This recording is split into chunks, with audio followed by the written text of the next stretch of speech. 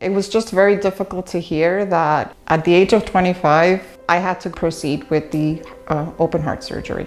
Without the research conducted by the American Heart Association, my mother wouldn't be alive today.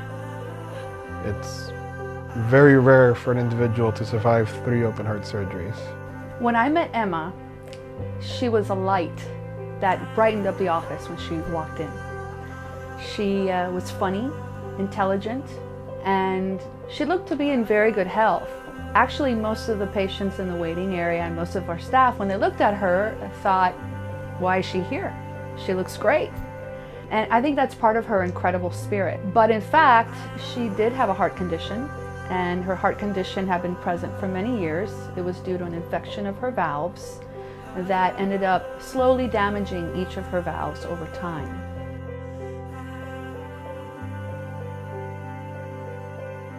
In 1986, they don't have the advancements that they do now. When we diagnosed Emma's condition, it was already progressing from her initial procedure. So she had originally a procedure to help flow go beyond her mitral valve, which was the first valve of the 4 that was affected by the infection.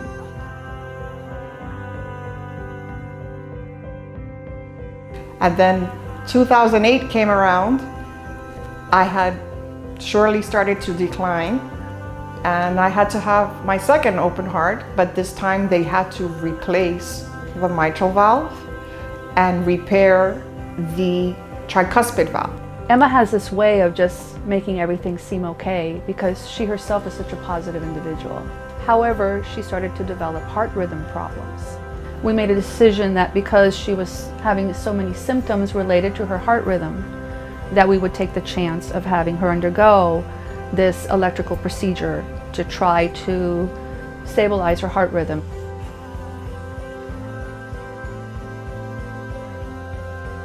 The most difficult time was when I spoke to her doctor and she told us that it was a 50-50 chance that she may not come home.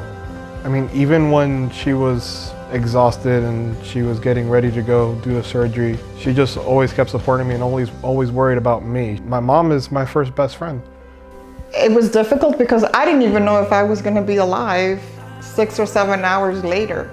Just pray and let God do what he needed to do. Emma just has this insatiable will to live. She's a survivor. She doesn't let anything get her down. My last words to her were, "Mom, I know you're going to make it through the procedure." And she said, "I know, son, I know." Well, knowing her the way I know her, she wasn't going to give up. She wasn't going to quit. That surgery took, I believe it was 8 hours, and everybody was on pins and needles. It was amazing. It was hard, but I think I'm a very positive person and I have a very positive outlook.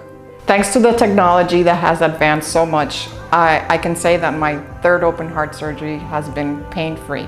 Why I think Emma survived, it really has to do with not only herself, but her support team. Since the first open heart surgery, these are friends from grammar school. We shouldn't apply the guidelines to the patient. We should apply the patient to the guidelines. They're a source that we can use to help us decide what's best for our patients. We won't stop fighting because we know you won't stop fighting. We won't stop caring because you mean everything to us. I won't stop giving because I saw what it can do. We won't stop having faith because we need you around to be our friend. We won't stop loving you because we see how you love life. We won't stop being inspired by you because you're amazing. We won't stop believing because we know you can do anything. We won't stop smiling because you're here with us.